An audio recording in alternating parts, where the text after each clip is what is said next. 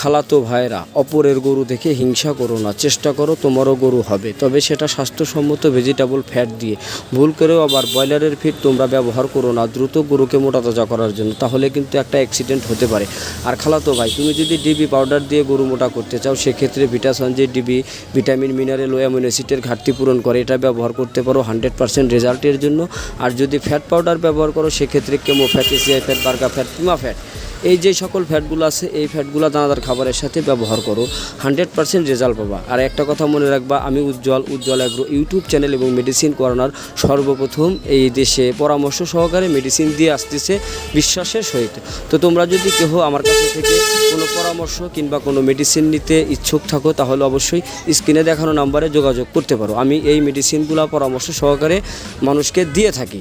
তো আমি আশা করি আমার কাছে থেকে যারা মেডিসিন অতীতে নিয়েছে তারা অবশ্যই লাভবান হয়েছে। আমি আশা করি তুমিও লাভবান হবে। শুধুমাত্র স্ক্রিনে দেখানো নাম্বারে যোগাযোগ